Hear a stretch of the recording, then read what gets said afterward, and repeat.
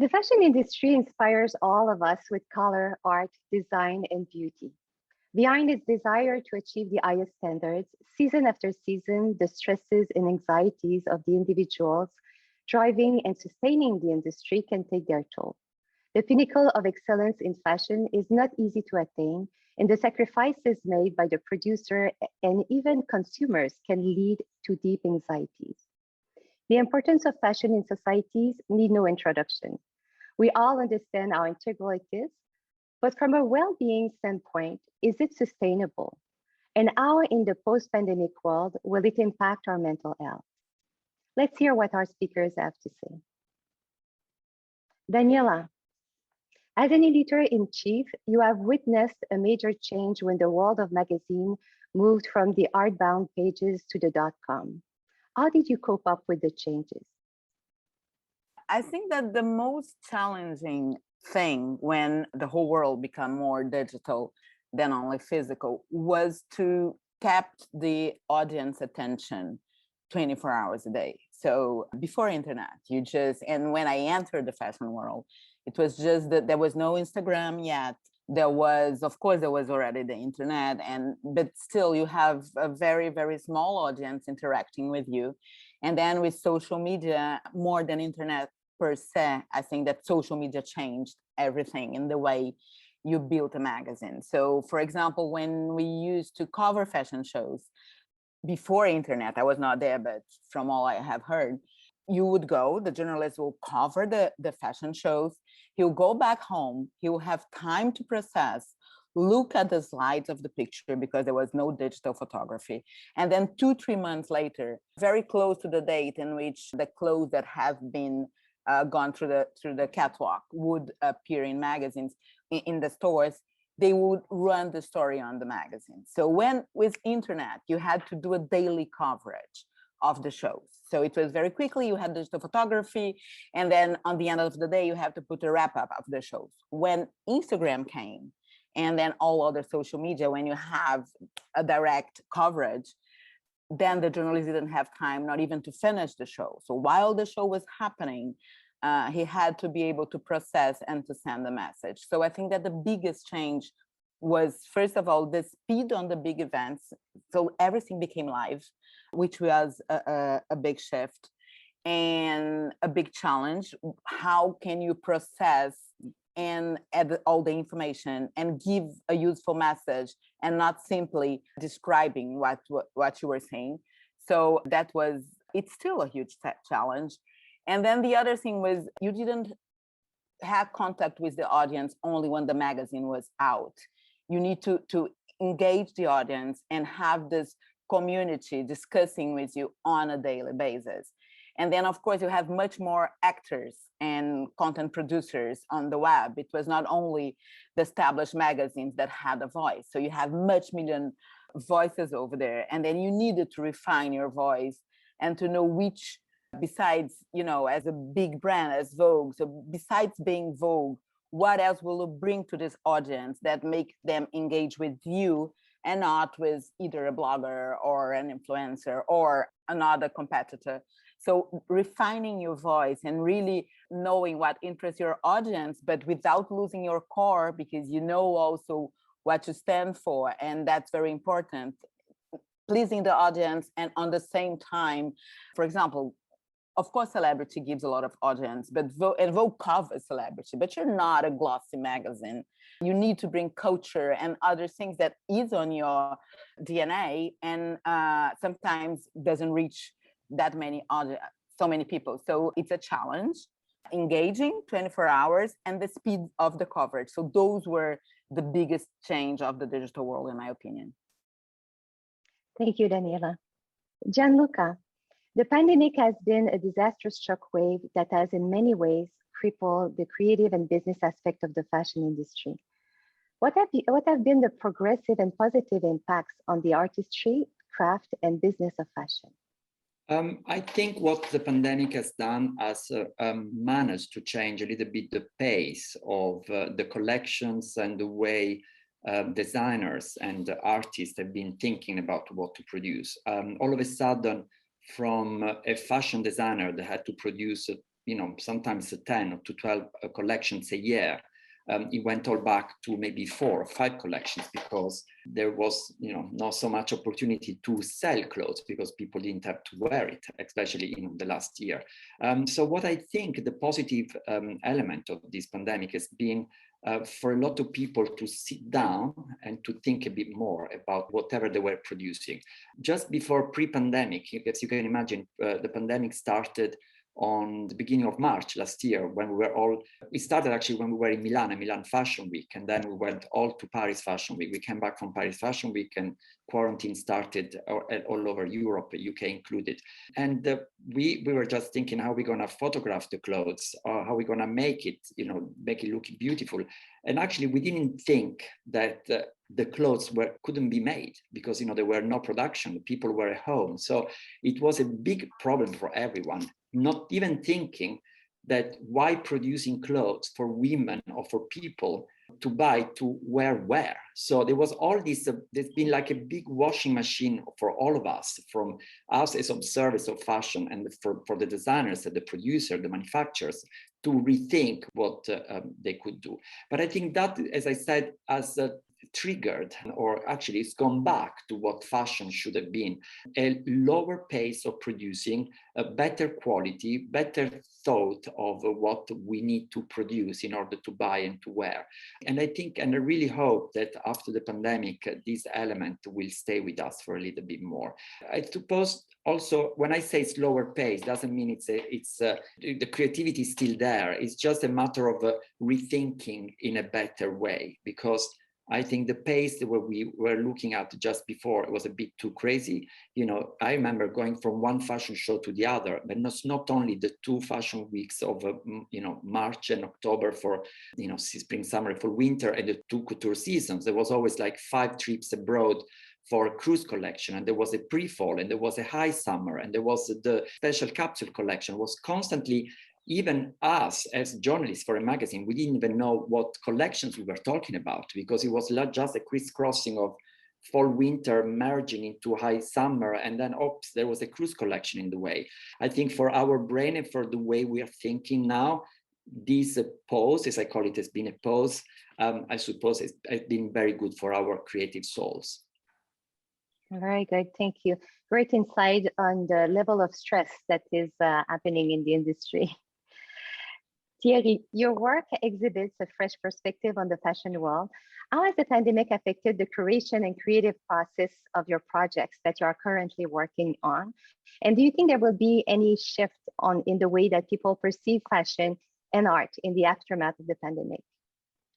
That's a good question, thank you. And I must say I'm quite on the same side than Gianluca when he says that this break brought something very positive. I would say actually the same thing. I think that it's something no one was prepared to, and I think it was very necessary to maybe step back a bit and look at what we have and how we can make an evolution that was more natural, because the pace from social media to the consumption to even the arts and culture consumption was really fast and really a bit too much, I would say. It was only about looking at images nonstop and just not really enjoying them. And now that everything is on pause for the exhibition, for example, it really changed the way I have to work, because just to give you 2 examples, I was opening a new exhibition with Jean-Paul Gaultier that was in Argentina just before Soledad. Maybe you've seen it in the Buenos Aires. And we had to open it at the Contemporary Art in Belgrade, but I did the installation by Zoom, and I did the press conference from my kitchen by Zoom, and I did the de-installation by Zoom. So I've never been to Belgrade to the Contemporary Art Museum to see the exhibition, which was really weird for me to not be able to even witness or meet the teams over there. So for me, it was very difficult, but in a way, it made me realize that maybe it was not necessary to do what I was doing before and go to Europe every 10 days to work there, because most of my work is so. In a way, it's been very nice because, I was waking up early, but I didn't have any jet lag.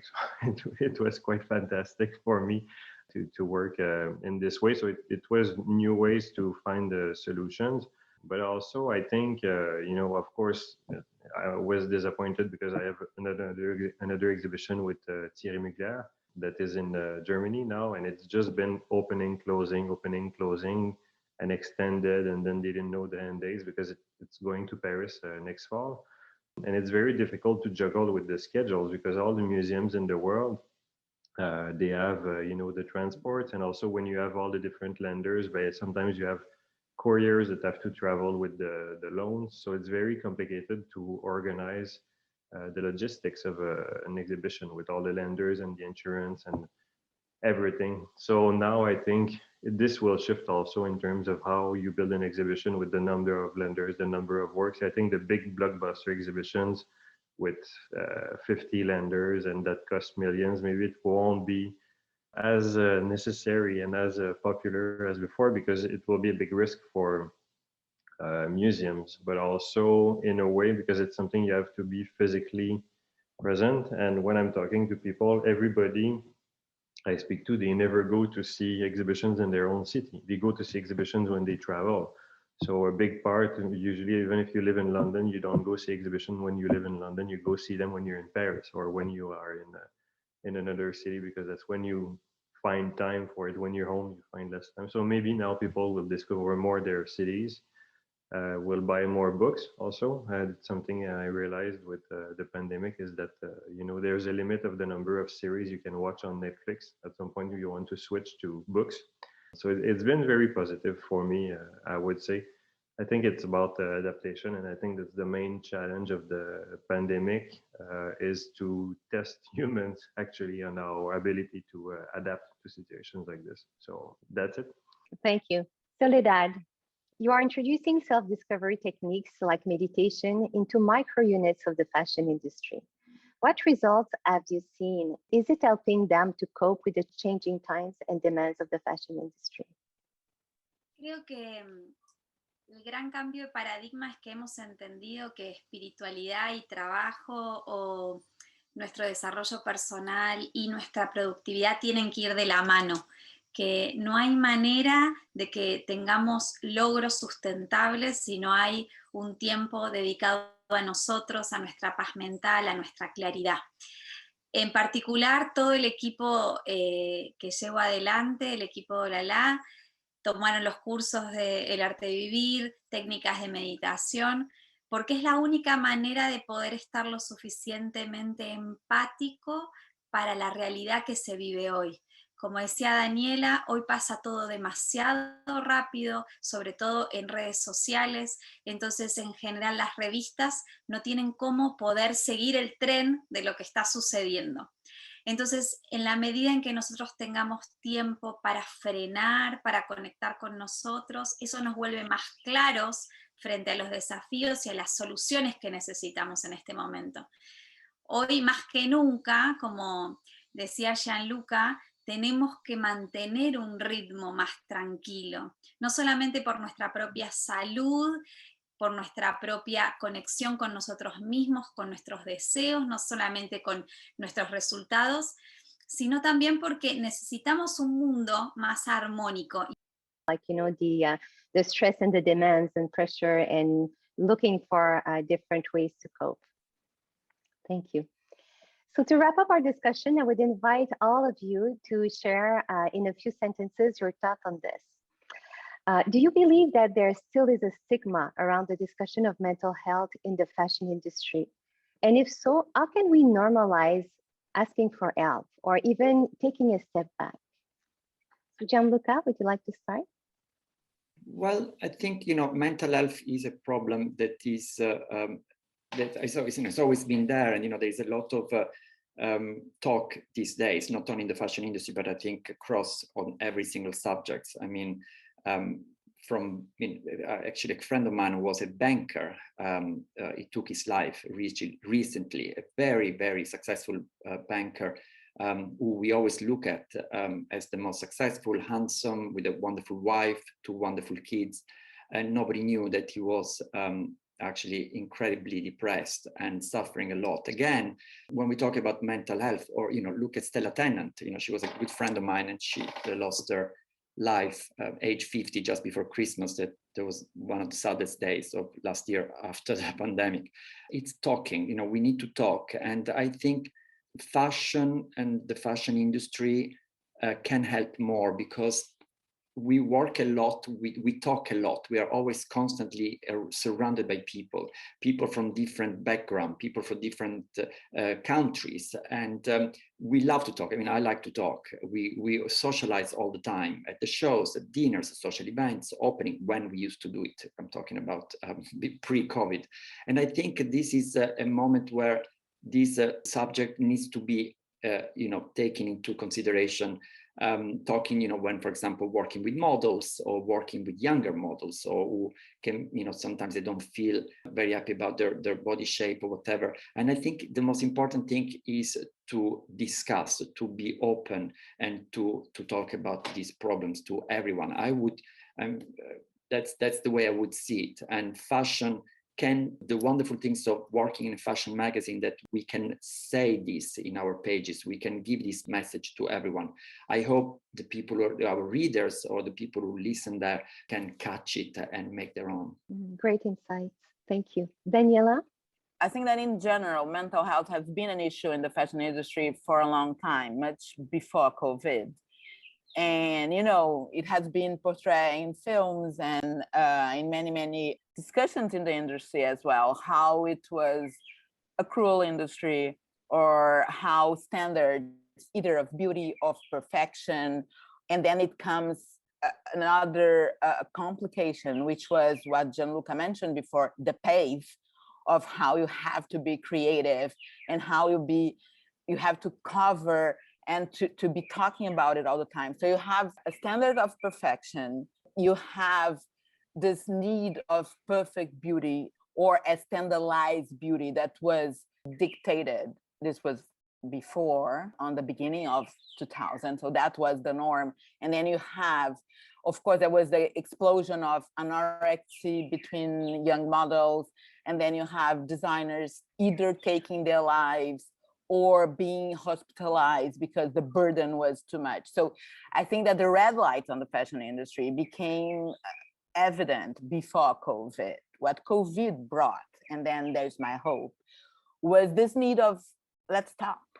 And we had to stop, because there was no garment being made. Even if you printed the magazine, the newsstands or the distribution system was failing. So everything, you were publishing things, but who were reading it? That moment, I think, will bring, I don't believe you're going to have 5 shows again on the regimen we were having. So I think that I might be wrong, but I hope I'm not, because it was impossible. And when you stop, you see how impossible and how crazy you were.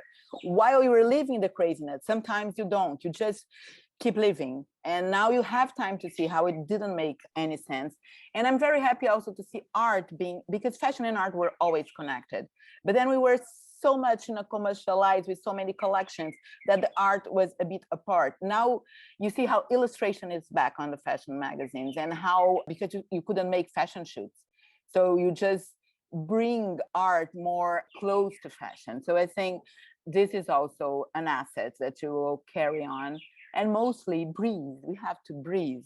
It was so crazy that you were like, Gianluca, you didn't know which collection you were talking about or where I'm going now.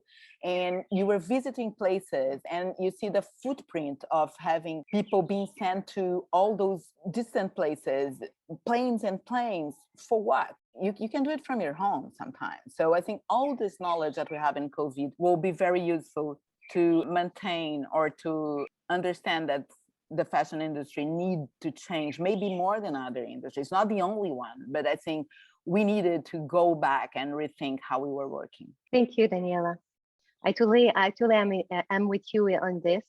I think this time to take a breather is really essential, especially in that crazy pace that the industry has had for so many years. And it's really nice to hear all of you actually echoing this. Thierry? Yes. Now it's time also to realize, because I noticed that in the fashion industry and in the arts industry, in the movie business, I think the pandemic also gave the opportunity to a lot of people actually to reevaluate what their own value is. And many of them just completely left the industry because they were like, I don't want to live like this anymore, and just moved on to another career, which I think is very positive. So I'm trying to see also the positive aspects of it. In my past life, I was in front of the camera, fashion business. I can say that now in 2021 compared to 20 years ago, when I was a model, we took such a big step in such a short period of time, to address things like diversity in fashion or inclusivity, diversity, body positiveness, all these things. It's something that was not even discussed or not even brought up 5 years ago. It's something that is very recent. Never you would see they would call them plus size models. Now it's just a model, and it's just that her body is different. So I think it's quite fantastic that the evolution of the fashion industry is like this. Just like in the movie business, you can see women directors that are nominated for Oscars and for Golden Globes, and that there is no category for black music like at the Grammy Awards, because it just makes no sense. It's music, the world is so small that we have to acknowledge this. And I think, I'm not a specialist of mental health, but I think fashion also is, I don't have the pretension to say that I save lives, but I often have some feedback from exhibitions or from people who see books, and I know that this can also trigger passion for a young generation, who think they want to work in the fashion industry, or they don't want to be designer, but they want to become something else.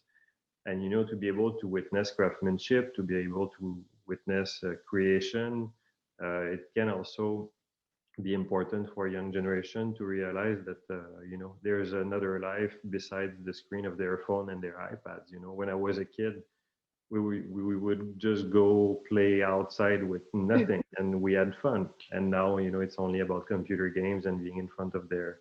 So it's part of the mental health process, I think, to be able to just sit down and speak to people, not always watch TV, not always be in front of our phones. And I think the pandemic also reshift priorities in that sense, that we have maybe to visualize other things that are important, from family to friends and even work, but also to keep our eyes open to diversity and to other people, and be more open and with more acceptance. Interesting points of view. Thank you. Soledad?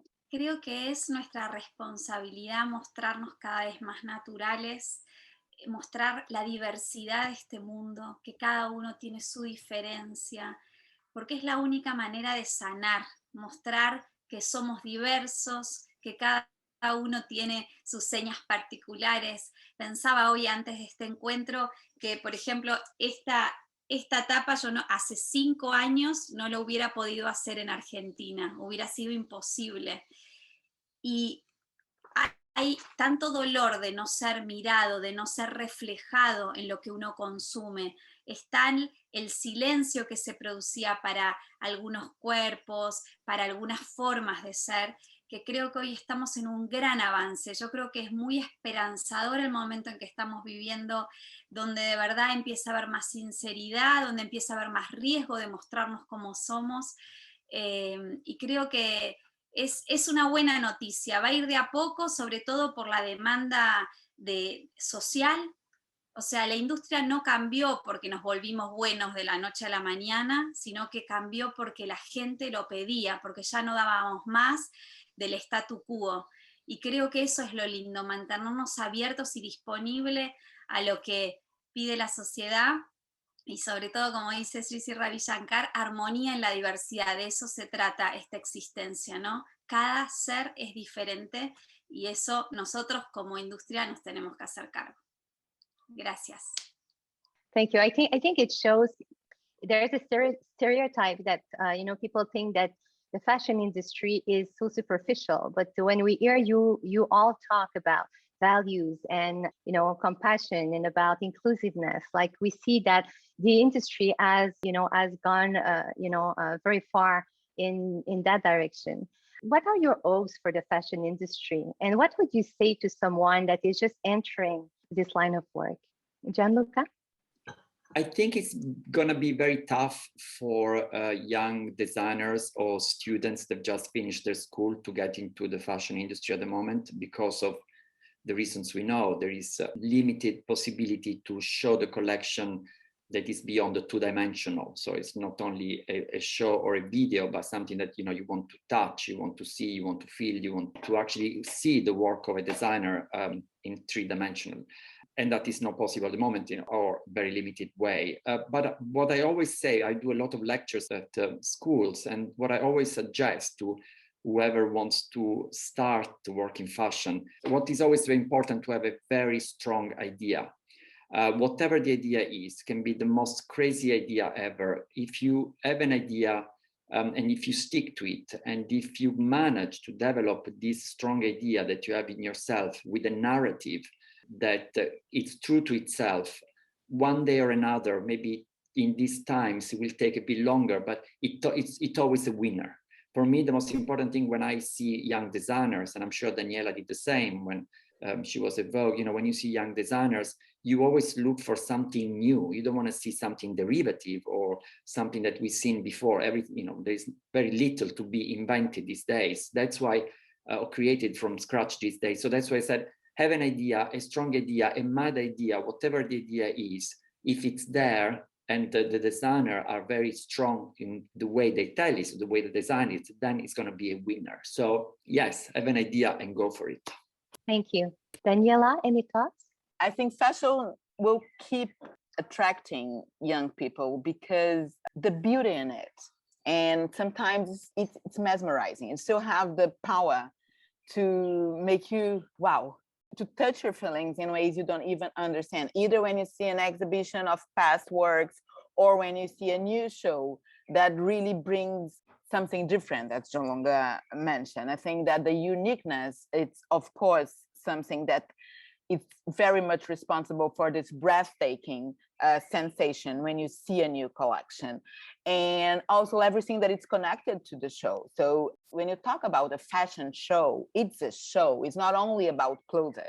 It's about the music you choose. It's about the scenario. So it's about how you direct the models, which kind of attitude they're going to have in the catwalk. And this is something that keeps your attention or makes you think about sensation you had when you were a kid. So I think that as long as fashion keeps the power of touching people, it will still be relevant. But again, it's much more than clothes. It's the whole atmosphere that you bring together, either on a fashion show or in a fashion campaign, or when you are creating. Now there are so many new ways of fashion film, which is a very, very common new way of showing fashion, or doing a magazine. Bottega Veneta, it's doing its own magazine. So even as a fashion brand, you have the power to communicate in different ways. And for a youngster who is going on, I think it's never give up your values or what you believe because you're in fashion circle. So because a lot of people feel the same. I think if you stick to your principles, then you're going to find your uniqueness. So that's one important thing. Don't think you have to change or to be in a certain way, even though we are changing with all the diversity that is not only on the catwalk or in the fashion campaigns, but it's also behind the scenes. So you have designers emerging from Africa and from other parts of the planet, which I think will be a next wave. I believe this very, very strongly, that if we add this creativity from places that were out of the fashion scene, I think we still have a lot of vibrant, creative, and engaging people to build this new fashion with the current establishment. So it's not one or the other. It's just mixing up to build something new. Thank you. Thierry? I think it will be nice to look back also, let's say in 10 years, to understand actually the impact of the pandemic on the fashion industry historically. Because, fashion is also it says a lot about history. For example, the 20th century, the history of women was very connected to fashion, with the disappearance of the corset, with the skirts becoming shorter. And, they lived roaring 1920s. So maybe we will live the roaring 2020s, maybe after the pandemic, people will just want to go out and go crazy and dress in a very colorful way and not be into this dark minimalist atmosphere. So I think it will be most probably very inspiring for a young generation to use what they live now and the darkness that they've been into, because I think for a young generation who is very isolated now, it must be very difficult to be creative and to find a way to express themselves, because I'm thinking of people working in any creative industry now. There is no concerts, there's no fashion shows, and the teams are very limited. So for someone, for example, who just graduated from school, it must be quite a challenge to start a career now in 2021. Where do you start if you're a foreign student and you just want to do an internship in a fashion house? It's very complicated. So I hope the fashion industry will be more relaxed into taking young people and also helping a new generation, because otherwise it's really going to be a young generation that will be lost. But I think fashion, we realize now that it's also a necessity. People underestimated fashion at the beginning of the pandemic because everybody was wearing sweatpants all day and wearing only tops and wearing shorts for their Zooms. But at some point when life will go back to normal, I think it will be just completely accentuated and people will want to dress and wear heels and be elegant, and it will really gonna shift. I didn't wear a tie since a long time, and I don't have to wear a tie for a Zoom. I think it's just a bit weird to overdress for a Zoom meeting. So I think fashion has always been a way to express ourselves. It's a way to shape our own identity, and it will stay like this. So I'm really looking forward to see what will happen in the next years and how we will look back at it from a historical point of view. Thank you. Soledad, any thoughts? Coincido con Thierry que es un momento muy desafiante para ingresar a la moda, pero a la vez una gran oportunidad porque de verdad se están dando de nuevo las reglas de juego. Entonces ya no hay cosas fijas, estáticas, donde uno ya era muy difícil meterse, sino que al contrario, está todo muy blando. Entonces, en principio, yo a alguien que está arrancando le diría, aprende a meditar, le diría yo, porque siento que es una herramienta que te vuelve muy poroso y receptivo a la existencia. Conectás con la alegría y los dolores de la humanidad de otra manera, podés dilucidarlos de otra manera, y creo que eso es una gran habilidad para quien crea producto, porque el éxito es quien le puede dar en el clavo aquello que el otro necesita. Entonces me parece que se necesitan muchas herramientas para limpiarnos los anteojos, los cristales con los que miramos lo que nos rodea. Y por otro lado pensaba que el otro día me fui a comprar este jean y entré al local y le dije, dame el jean más cómodo que tengas. Eso fue lo que le dije, dame el jean más cómodo que tengas. No quería el más fancy, el más glamoroso, no, quería lo más cómodo. Y siento que también ahora es una oportunidad para poder crear otro tipo de moda, que tenga en cuenta otras cosas. Y por otro lado, que sea como sea, si estás arrancando, si ya estás hace muchos años en la industria, como que sabe que sos un influencer, sabe que lo sos, aunque tengas 50 seguidores, que pises este mundo sabiendo que dejás huella, que tenés una influencia en este mundo. Esa conciencia sobre nuestro propio poder es lo que hace la diferencia y la responsabilidad con la que vivimos. Decía algo lindo Gianluca, ¿no? Como la moda y el arte, digamos, yo creo que la vida es un arte y hay que vivirla como tal. Eso es también alguien que hace moda, que puede vivir esta vida de manera artística, no solamente con lo que se pone, sino con su forma de vida. Entonces, sabe que en cada momento estás creando moda, moda de cómo vivir mejor, no solamente de qué ponerte, moda de qué tener en tu cabeza, de qué hacer con tus emociones, eso también es moda. Así que gracias a todos por este encuentro. Thank you. If you had to just sum up in a word or two that any takeaway from this conversation this morning, what would it be for each of you? I think the only word that come up to mind is really share, open your mind and help. That's basically what it is. You know, it's about listening to people and sharing experiences, and that's what makes a world grow better. You know, when we share experience and we help each other. You know, too many people don't help each other or don't take the time to do it, and I think I really hope that's what is going to come up for the next few weeks, months, and years. Thank you. Daniela? I think slow down and rethink, which we are already doing, and rebuild. So, and that's a very, very interesting time because we have the chance to rebuild relations, to rebuild how you're gonna show what you're doing. We all are enjoying the slow down moment and wanting it to be as vibrant as it was, but with a different pace. So a different pace, it's very much needed. Thank you. Gianluca? I think one of the most important topics that has been addressed, that's already started pre-pandemic, was the sustainability topic.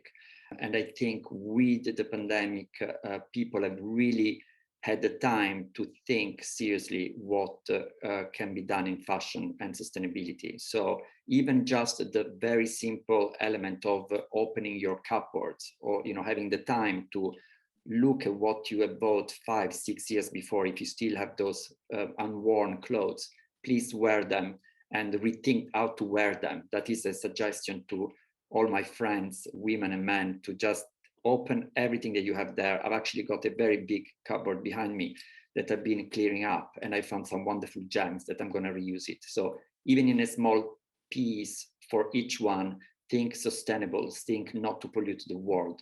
We need clothes because we love clothes, but think better clothes and fewer ones. Thank you. Soledad? Yo creo que me llevo que esta es la nueva normalidad. Ya llegó la nueva normalidad y tiene que ver con el diálogo, tiene que ver con el colaboracionismo, tiene que ver con juntarnos entre pares, con escuchar nuevas ideas, con abrir nuestra mente. Y agradezco este espacio de diálogo a todos mis colegas de cada uno de su parte del mundo por favorecer esto, que cada uno con su propia trayectoria puede generar un impacto en el otro. Así que eso me da mucha alegría, saber que nos volvimos más humildes para las opiniones distintas, para resonar con cosas nuevas y que eso nos va a hacer crecer como humanidad. Thank you. I would like to thank each of you for your insights, for your time. Your insight on this important ongoing conversation has been really incredible. It has been a real pleasure to have you with us today. Thank you.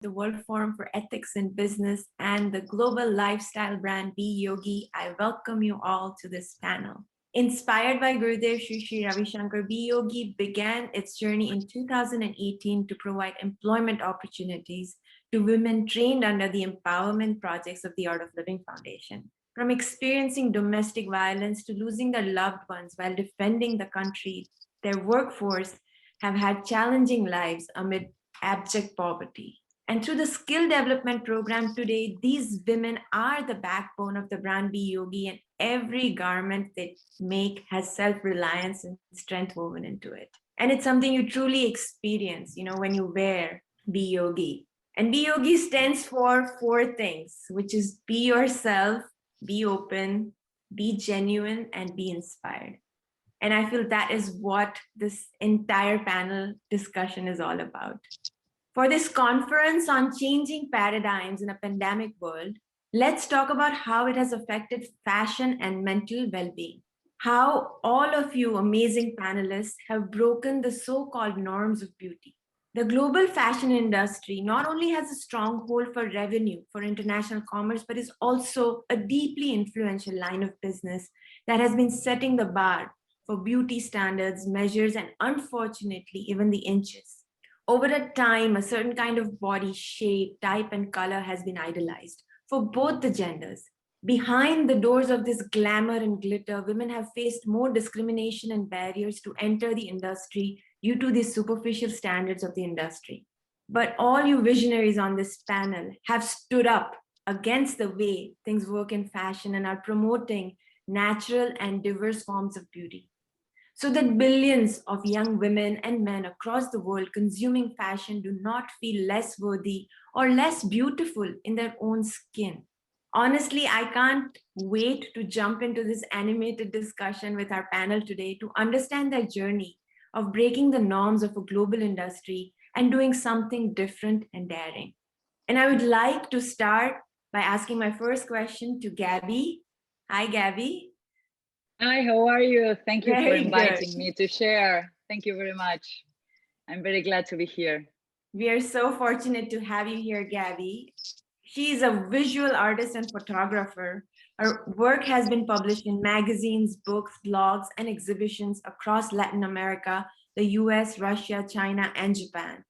She has worked on the advertising campaigns for a number of brands. Her first solo exhibition took place in Buenos Aires in 1990, and since then she has showcased her work annually in Argentina and abroad. Gabby regularly produces and exhibits personal projects that deal with social and environmental issues. My question for you, Gabby, is how did the decision of breaking away from the norms of the fashion industry come to you? I've been working on fashion industry for more than 20 years, and I'm very, very happy of the path I've been making. But during my career, I had the opportunity to participate and collaborate with different foundations, sharing my creations or creating ideas for different campaigns about HIV and global warming and ecology. So during those days, I realized the amazing power of images, how images can impact definitely on people's souls, and how images can definitely transmit powerful messages. I got that responsibility and decided to just change the focus from fashion to more artistic consciousness projects orientated to plant seeds of consciousness to the world through images. So it's not more than the breakaway, it's more than a question of changes the focus. Thank you so much, Gabby. And I think that is so powerful, right? The power of images is so strong. Like we capture so much by just looking at something. And that kind of leads me into my next question for Neha. Hi, Neha. How are you? I'm good. How are you? Thank you. Very good. So Neha is a plus size model and a body positivity influencer who has used her experiences of fat shaming to empower herself, her mission, and her career. She was the first plus size Indian model to walk the Lakme Fashion Week, that too 4 years in a row. She has been featured in magazines and newspapers in like Femina, Cosmo India, Mumbai Mirror, Times of India, and Bombay Times, and was also nominated for Superwoman of the Year 2019. And to this superwoman, I ask, you go by the tagline, plus and proud. What made you come up with this? It is so powerful. Thank you so much. Well, actually, as when I was growing, right, in my teenage years, when I was a young adult, I was very, very, very underconfident. I had no self-esteem, and because I was always a chubby child, and when I was in college, and we live in a society where looks and your beauty standards are so important, and I never fit into those. I was always a chubby child, so I was not a very thin, a petite, and a very how you look at a girl should be, very slim, trim, petite, beautiful. So I was extremely underconfident and I was very insecure of myself. But as time passed and as I kind of broke through those stereotypes, and when I challenged these standards of beauty, and when the confidence slowly and steadily developed in me, that's when I realized that I was always proud of myself. It's just that I was always in love with myself. It's just that the society didn't allow me to be proud or be comfortable in my own skin. And when I realized that what, I am a plus size woman, this is me, this is my skin, and I'm proud of that. And it's about time that I start owning it. It's about time that I do something about it. It's about time that I accept it and I let the world know that I am okay with the way I am. And so that's how the whole thought of I am plus, I'm a plus size girl, I'm a big girl, and I'm super proud of myself, and I don't need to be told otherwise. That's how the whole concept of plus and proud came into being. And I am glad that today I'm a woman very, very obsessed with herself, very comfortable in her own skin. And that's what I tell people around me. I tell these things, these aspects of life to people, that there's more to you than just your weight or your looks or the kind of personality you have. Your looks cannot be your identity. There's more to you than just that. And that's what I do, and I'm super proud of it. Wow.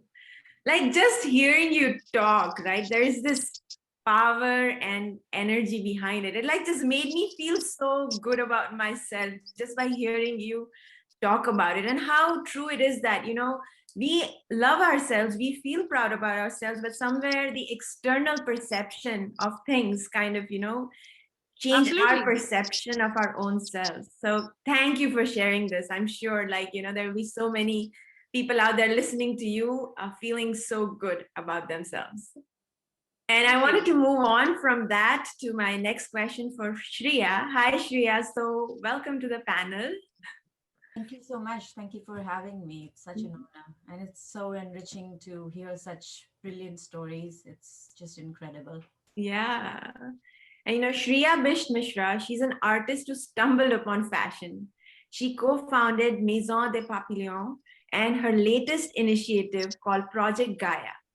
Shreya is passionate about a number of causes and works and supports many nonprofit organizations. And the question I have for you, right, and I think a little bit of this Neha kind of alluded to, is in terms of looks, right? So at some level, there is a way that you can empower or project how you're feeling through fashion, through what you wear. And so my question to you is, how do you think fashion designers can help normalize different body types and make clothes accessible to everyone? I always say that I'm an artist first and a fashion designer. I have grown up, I have drawn and sketched realistic, figurative studies all my life. And I do portraits and figures which are more realistic all my life. And the first stint that I had with fashion related stereotypes was when I went to fashion school, and when my teachers kept telling me to draw my figures leaner and stretch them out and make them skinnier, and I just couldn't do it because I was never used to doing that. And that's when I thought to myself that there is something that needs to be changed. The perception needs to be changed. The second stint that I had with the fashion stereotype in terms of body type was when I launched the brand, my first brand called Maison de Papillon.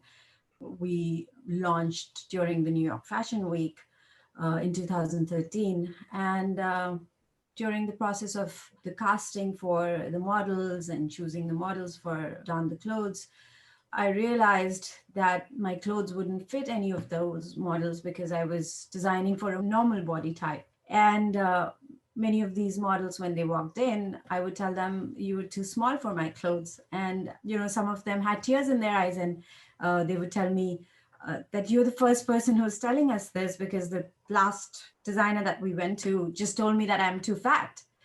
And that's when I realized that it is a very difficult stereotype to break through.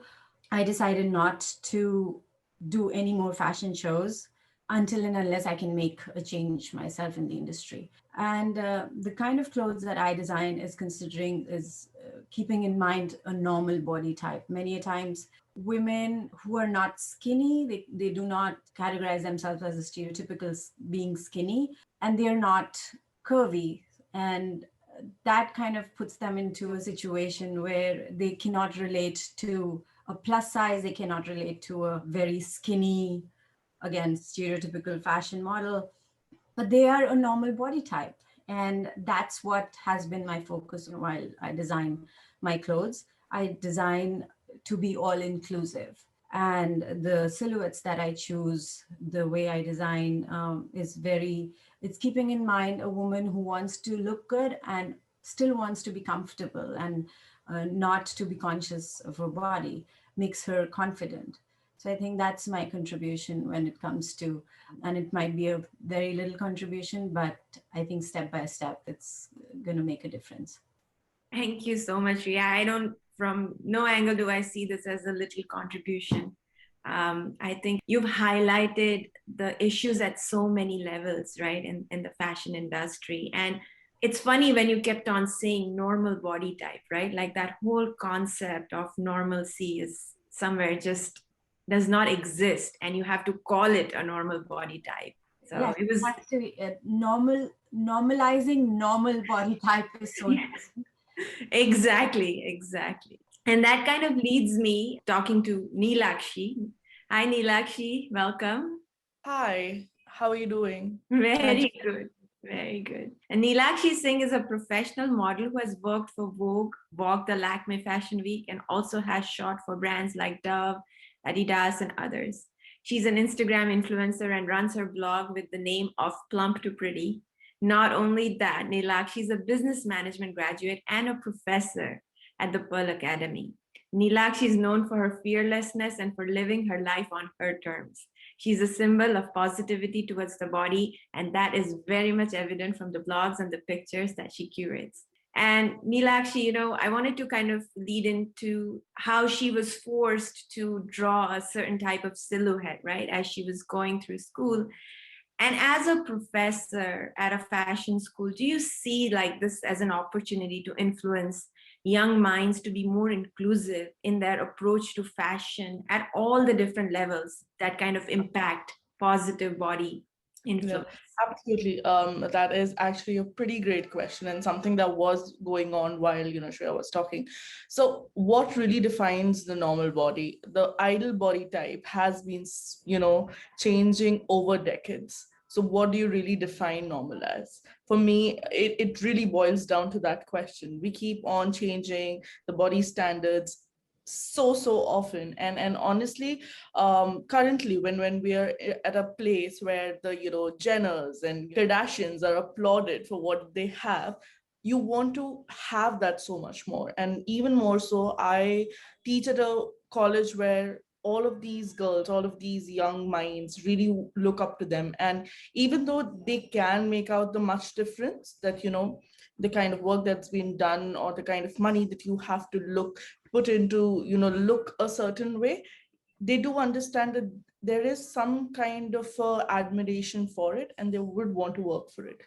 So exposure to your prints, your media, and your social media today plays a very, very big role. And that's where I probably take in much regard to like step in and tell them like, that is great. Honestly, there's always got to be more than one sides to the coin. But, the whole idea of how you represent yourself is really, really important, because these guys are the future. We are creating designers, we're creating, stylists. So they are the future of media. So what you're going to be putting out there is going to affect a young mother who's going to try and get back at her job, after the whole pregnancy hiatus. So it really is important how the media represents the kind, and we almost have a habit, at least in India, I can speak about, we have the habit to whitewash everything, really, whether be it from skin tones to, the profession, to whether be it about the menstruation talk. It's all seen so happy, and, there's always this whole regard of how beautiful everything needs to look. Yes, we do not have to, go out there and put out how much pain we are living in, and what we are suffering through, but it's really important to address these issues. And I feel like I take that opportunity to the fullest that I can to address that in a classroom. And it's very interesting with the perspective that these students come from, because they are at some point privileged.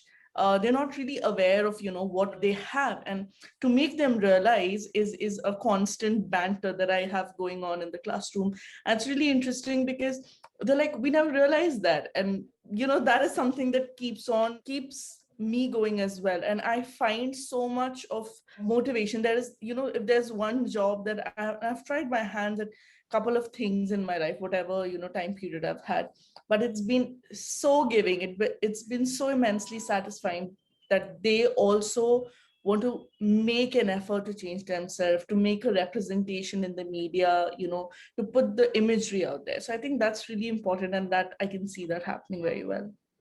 I feel these kids are so fortunate to have you as a guiding light in their life, right? Because truly, if we shape our upcoming people in the fashion industry to have the right mindset, I think they have the power to bring about and sustain the change that all of you are kind of leading, right? To project it out there. So thank you so much for sharing your thoughts, Nilakshi.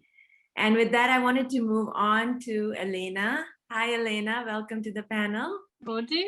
So Elena Kachenko's original works have enriched the collections of famous museums, such as the State Hermitage and the Palace of Congresses in Konstantinovsky Palace in St. Petersburg, the Art Museum Shenzhou in the Hainan province in China. Her masterpieces have also become the object of pride of private collectors in Russia and abroad, among whom we should mention His Royal Highness Prince Michael of Kent. Elena, your couture is based on bold experiments, right? From textile to design, and it involves such meticulous detailing in every aspect. And my question was, where does this creativity come from? Like, what is the source of your inspiration? I asked my friend and colleague, and she helped me translate this question. And then now I prepare answer, and she helped me. I prepare answer, and she helped me. First of all, Elena is an artist, and the second, she speaks with the word as textiles and couture collection. The source of inspiration is in art in all its forms, like fine arts, music, literature, films, theater, travels, but the first of all and foremost is nature. Collections are always born out of strong emotional experiences. For example, the most famous of the Elena collection is Song of Songs, which were exhibited all over the world. And this collection was inspired by pictures of Rembrandt, which called The Jewish Bride, and a national biblical text of King Solomon. Also, the Prefalized collection, which are currently working on, and you can see some of the birds outside us, is inspired by lives and creative works of groups of British artists from the 19th century. Much like the life of these artists, the collection is full of admiration of the male beauty, sensitivity, erotism, and sexuality. As a song of the famous Polish singer Eva Demarczyk, served the source of inspiration of Eva collection in 2019.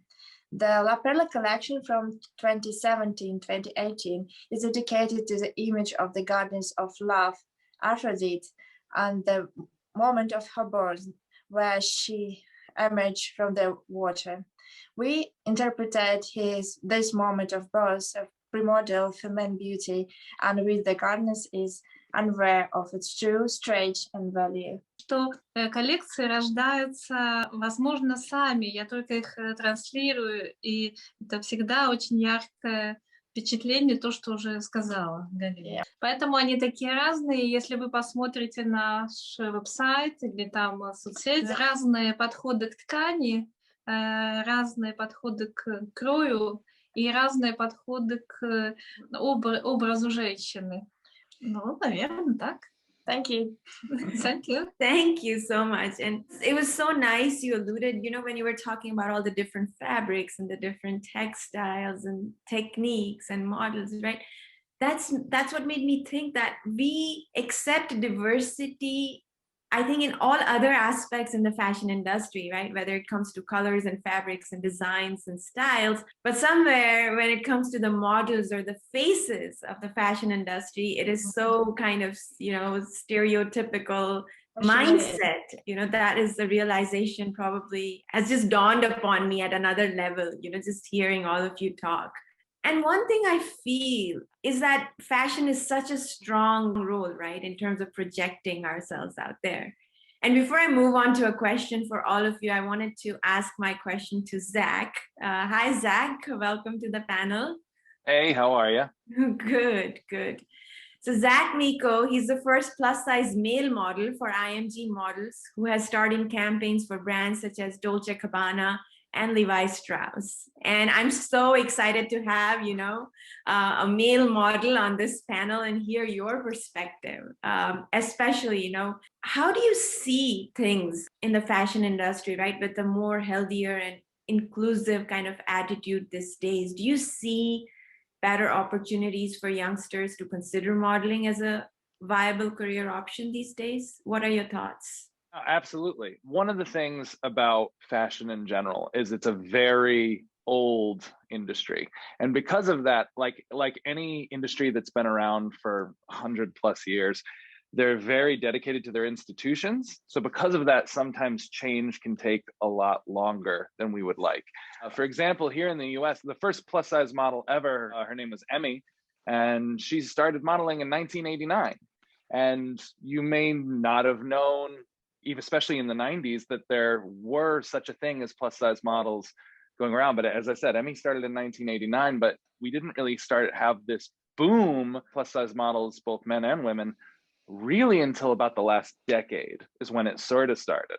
Just to speak to how I got into it, I was an actor in New York City, and you can't tell in this tiny little window, but I am 6'6", so about 2 meters tall and just under 300 pounds. I don't know what that translates to kilos, but it's far more than your average model. I weigh, I'm about 8 inches taller, and I weigh about 120, 130 pounds more than your average male model. So modeling was never a viable career for me, I thought at the time. Luckily, even though there's this old institution of fashion that really wants to hang on to this tiny box of beauty that they've established, I was very fortunate that there are people in the industry who are always looking to push the boundaries and are always looking to diversify and to make their models and their fashion lines as inclusive and diverse as humanly possible. So because of that, I have a lot of young people reaching out to me all the time being like, how do I become a model? How do I start? And I don't have the best answer for them because it didn't exist before, like when I got started. I was lucky to happen into it. But what happens is these old institutions don't want to let go of this ideal of beauty, but then a few rogues come through and will use plus models, diverse models, models of different gender identities and creeds, and they're a success. And fashion is still a business, and they can't deny the success in something, whether it's just from a PR standpoint or from a financial standpoint. The brands I work with tell me the first sizes to go in all of their menswear are the plus sizes, are the highest sizes that they have available. And so slowly the industry is coming around. In doing so, with times changing and it being a much more open and inviting industry than it once was in the 80s, I think it's a really good opportunity because people are focusing on individual beauty and what makes you unique and what makes you who you are, rather than do you fit this certain criteria. So true. Yes. And thank you, for leading the way. Thank you. For so many aspiring models out there. Again, going back to the whole topic about normalizing normal, and this is an open question, maybe Zach, Neha, Nilakshi, you can answer this, but like, what does it mean to be a different body type model, right? Like, it's almost like a category in itself. Like, how do phrases like plus size models sound to you? As far as when we, in the fashion industry, for the men's side, again, I can only speak from the men's board. When they talk about we call them straight size models. There are a very, very rigid set of measurements. And usually for a straight size model, when they go into an agency to audition or for a casting, the first thing that comes out is the tape measure, because their look is almost secondary for a lot of these things. So right away, they measure their waist, make sure it's between like a 28 and a 32, and 32 is even high for a lot of runway. They have to be 5'10". They have to have a perfect, V-figure frame. Or if it's a younger brand, usually a much slighter frame. They're very, very specific on fitting into that standard. So what happens is your youth see that standard of beauty, which is literally just for the clothing, is usually how it starts. A lot of the time, the reason a lot of the models are so thin, or at least were for so many years, was because it allows the clothing to hang exactly the way the designer meant. And what happens is this becomes sort of unintentional, because in doing so, you project it onto the youth that this is what a body is supposed to look like. And that was very damaging for, I know, myself and for a lot of other young boys and girls growing up, because you see something like that and you're like, okay, this is the epitome of beauty, is what I'm learning from the media. And I am so far from that I must be hideous. There must be something wrong with me. And then you plague into all of the industries, like the diet industry, and that now there's a lot of wonderful health and fitness industries that are about opening up and learning to be yourself and living your healthiest lifestyle. But then there's also a lot of industries that prey on it, saying you have to look this way, you have to do this, otherwise you're not valid, you are not beautiful, and you are not seen as a correct person in society. And in doing so, in fitting into this small standard, a lot of young people end up having really horrific self-worth and self-esteem issues. I know I myself did, just because you don't feel like a correct person. And luckily, in the last, as I said, decade or so, but really since 1989, when Emmy in the US started this movement, we're starting to learn that beauty is not, we're seeing the human body as a work of art rather than a very rigid machine that it has to be. We are seeing that all the curves, all the colors, all the personality and atmosphere, that's where the key to beauty is. And luckily, I'm just very happy to be a part of this time in the fashion industry. Thank you, Zach. I think Thank I'm you. just going to add on to a little bit of what Zach really mentioned. And when he said that, now we're looking at bodies as work of art, instantly, Zach has reminded me of the Dolce and Gabbana campaign that I saw. And that's literally like the work of art that was put out there. And I don't think, maybe even in the US, really, the work came in much, it still started in the 80s. For us, it was very, very recent.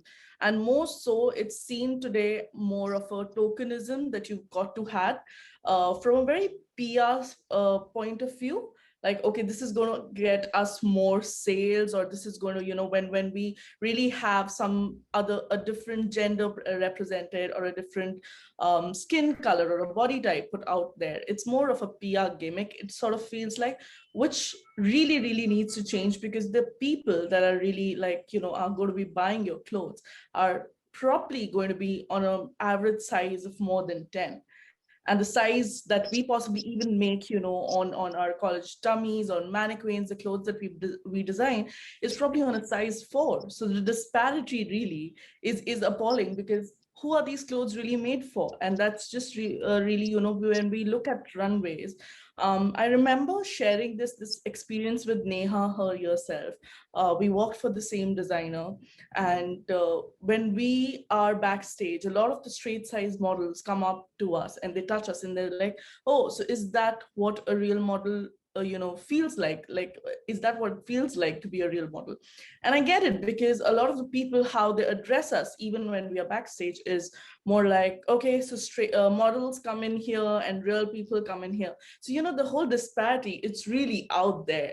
That needs to change. I get a second look every time I say I'm a model. They're like, sure, yeah, we can see you have the face for it. So that's something that I can never go out there, and it's always going to be an associate professor and a model, or a content creator. Then, it goes on with the model, but it's never really, hey, I'm Laksh and I'm a model. I don't think I would still possess that confidence to go out there and say it out loud.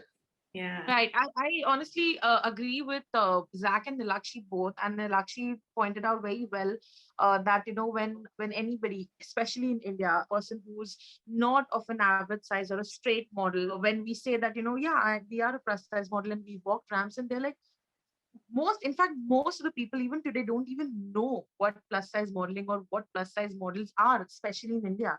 So although it came back in 1989 in US, like the way Zach mentioned, in India, even today, the concept of plus size modeling or the concept of plus size people or plus size clothes is still a little alien to a lot of people. And going back to your question, Alak, where you mentioned that, we still use the term plus size models, whereas for our regular size, we just call them models. But the unfortunate part is that labeling exists because people are still not accustomed to the idea the model size chart does not just end at a size 10 or a size 12. It goes beyond. It goes up to 28 or 30, or like me, I'm size 24.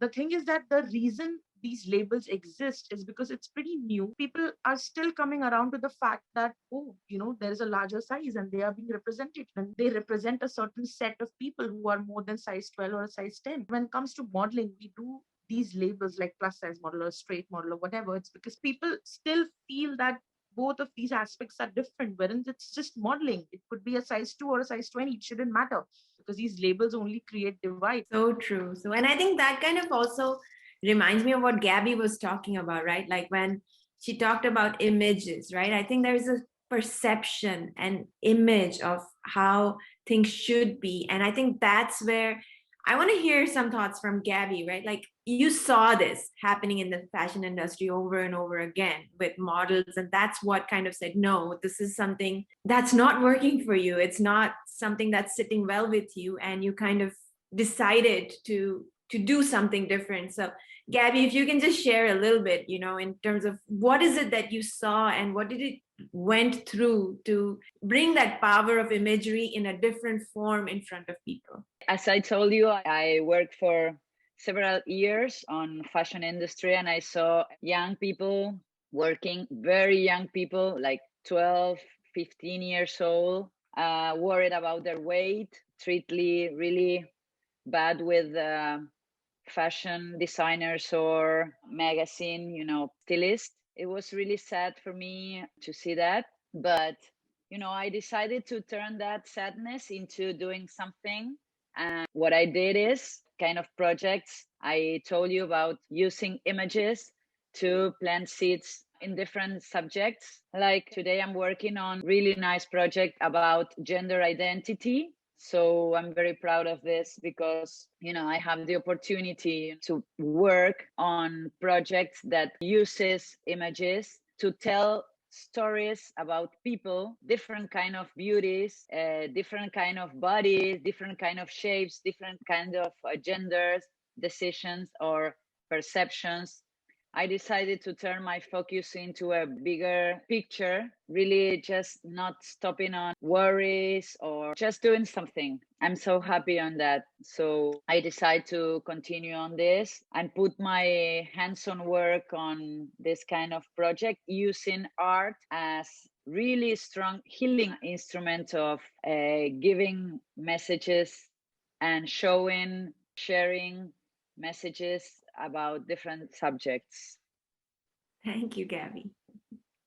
Shifting gears a little bit, and wanted to ask this question especially to Shreya and Elena, is that the last year during the pandemic, it's with all the other challenges that we're kind of break through now, the pandemic hit us, right? And a store or a brand, like how has it impacted you, and what are some of the positive things probably that you've been able to kind of take out of it to continue to spread the message that you want to spread? The past year has been very difficult for almost everybody, and personally as well as economically. When it comes to small businesses, we've been hit pretty bad. But then there have been also the government aids and the supports that have kept us going. So that way we've been lucky with maybe PPP loans or getting to keep our employees employed. it's a very difficult thing to maintain a good team and retain a good team, which we've been able to do during this time. At the same time, it has been a great time for us to reevaluate and reimagine the future, because otherwise we are always running around and we are always so busy in the day-to-day life that we procrastinate things. And although we have the opportunity and we have the choices to make, which directs us in a sustainable direction, but it's always something or the other, and we are so bound with time and deadlines that it's difficult to execute certain things. And this time, specifically last year, has given us that opportunity to rethink and reevaluate and be cathartic in the entire process in a way, and to pivot a little bit into a direction which is leading into a better future. And I think a lot of us in fashion have realized that, and fashion in general needed to clean up its act, and it just acted as a catalyst, and it's happening now even more than it would have under normal circumstances. So as far as me personally, my brand goes, we've always looked into a sustainable direction. For instance, the brand that I created, which is Maison de Papillon, we always worked with natural fiber. We worked with mulberry silk, we worked with cashmere, and we source, it comes from a place where it requires very less water to make the yarn. And, so we've employed such practices. Also, we encourage our customers to buy less and buy better. So that's always been the philosophy of the brand. We pioneered in designing reversible garments so that you end up buying only the staple pieces, which are the must-haves in your closet, and you can wear them many ways. So you build your closet with these foundational pieces, and the quality is such that you keep them for years and years and not ending up in landfills. As far as this year was concerned, we pivoted into an entirely different direction when we launched Project Gaia, New York. We wanted to create a place where you inspire and get inspired. So we ended up launching our first multi-brand store, which is hosting a bunch of other brands. And it also itself is a symbol, or you can say proclaims the collaborative aspect. All these designers and all these emerging designers, independent designers, have come together and they are showcasing their talent, their brands at this place. And it has this tremendous energy. Different people from different walks of art. We are showcasing art. There is home, there is clothing, there's skincare. All these independent brands are coming together and they are being showcased under one roof. So that's something that is that came out of the pandemic situation. So Project Gaia is a pandemic baby. Amazing. Elena, did you want to share your thoughts? Да, что мы последние 3 года очень много работали, очень много летали. Before the pandemic, Elena and Fashion House, we are doing the very busy life. We are flying a lot. We have been doing the fashion show all over the world, from Paris to Milan. Каждые 2 недели мы делали зарубежный проект. And every 2 weeks we have done like one big project, or in Russia or abroad. И это было очень тяжело. It was a very hard life. И мы уже начали думать, что нам надо как-то затормозиться. Yeah, and I was thinking, I really need to stop. I really need some break. But I was also thinking that it was very important for me and for my business to keep going and doing these projects. И когда случилась пандемия, мы последними самолетами возвращались из разных стран домой. And when pandemic happened and countries start to close the borders, I was coming back from India, is right? Yes. Yeah, from the media, and I was back from London to St. Petersburg. Когда границы уже были закрыты. When all borders was closing. И первое время мы с большим удовольствием отдыхали и работали над кутюрными коллекциями.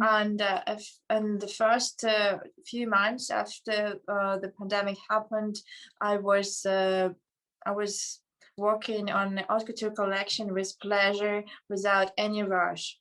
Да. Но потом мы поняли, что мы теряем клиентов, и мы стали проводить прямые эфиры и рассказывать о нас больше. But then I understand that I can't be silent. I want to see my client. I want to speak with the people. And during the other months of pandemic, me and my brand, we start doing the live streams on Instagram and Facebook to speak with people and talk about collection and about what we are doing during these pandemic days. И мы таким образом увидели, что наши клиенты также не могут выехать, и мы получили больше клиентов, чем мы имели до этого. And during these live streams, I have very good feedbacks from the clients and from the new clients which saw my live streams. And I recognize that this situation gave us more new clients because people from Russia, they can't travel as other people. And they bring our brands new customers. И это очень хорошо повлияло на всех дизайнеров, кто как бы работает на местных клиентов. Yes, and this situation of pandemic surprisingly gave new clients and new possibilities and new sales for the brands who stay in Russia and who stay in St. Petersburg. Потому что то, что мы делаем, именно наш модный дом, у нас все вещи в единственном экземпляре, и все они сделаны с большой любовью. И человек, когда покупает, он получает психотерапию.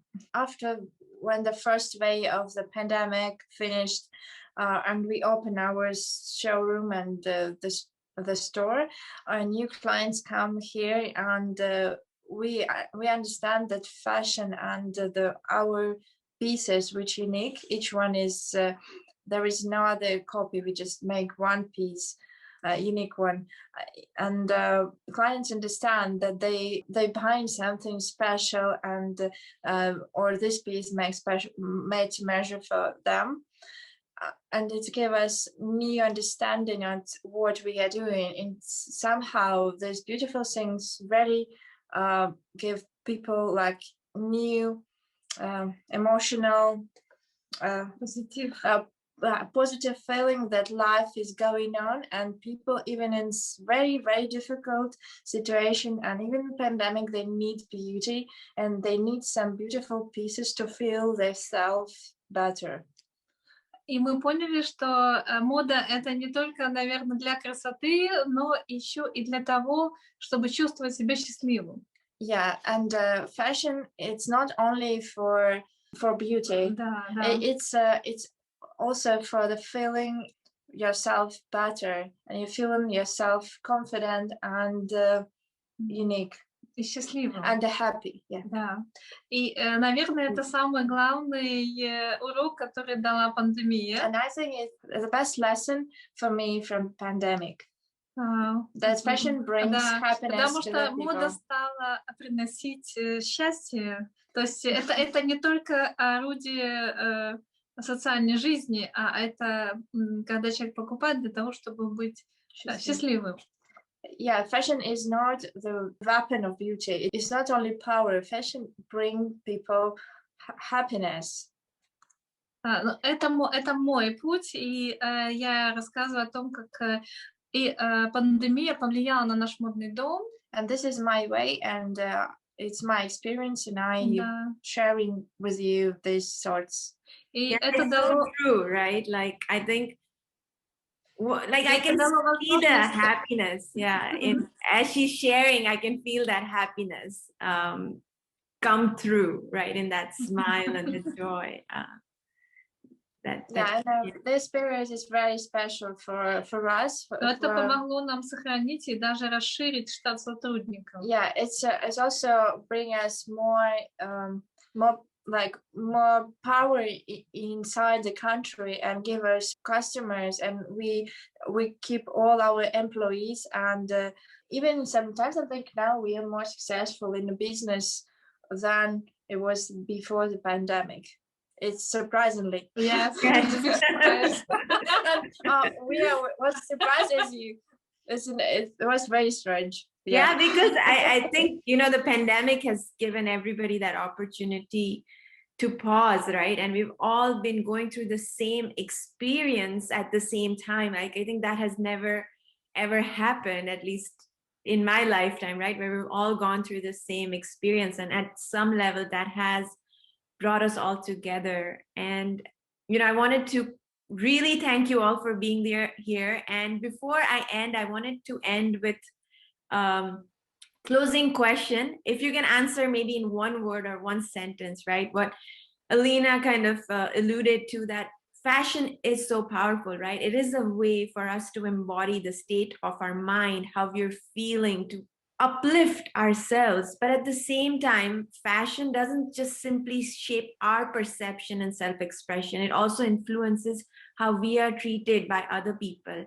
And in that whole process, it can impact our own mental well-being, especially in this world of social media, where people can hide behind their own devices. So what is that one advice or tip you have for the next generation of models, photographers, designers on how to leverage the power of fashion to uplift while preserving their own mental well-being? Don't try to change for somebody. Don't try to follow a certain stereotype. Just be yourself. There's nothing more empowering, there's nothing more uplifting and gratifying than being who you are, being comfortable in your own skin, standing up for who you are, believing in yourself just the way you are, rather than trying to accommodate yourself on how the world wants to see you. Be yourself, be the person you are, and that freedom, that acceptance is actually very contagious, and that will fall through. Be yourself and just be the amazing self that you are. Similar to what Neha just said, but besides just be yourself, enjoy yourself. So I think our most important job in the fashion industry is to not just love ourselves, but really enjoy the moments that we are going through, because we are very privileged to be a part of this industry and to have some spotlight.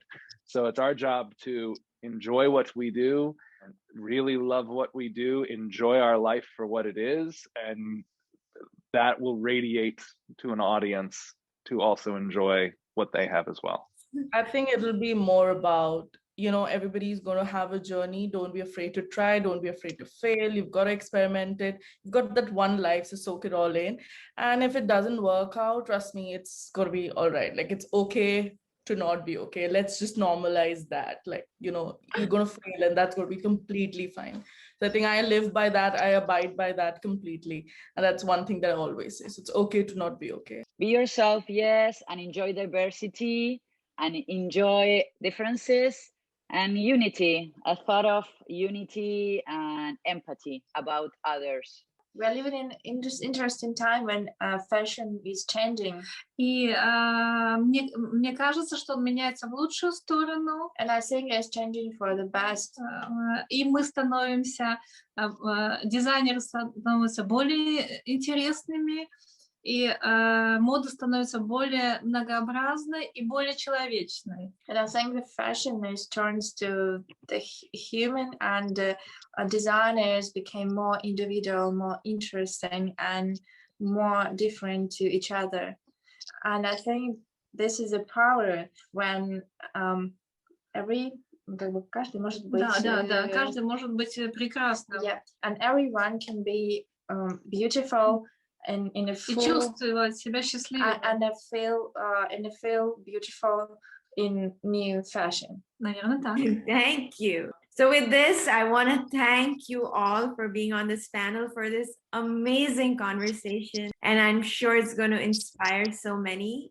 Thank you again for your time. And I hope to meet you all in person someday. Thank you.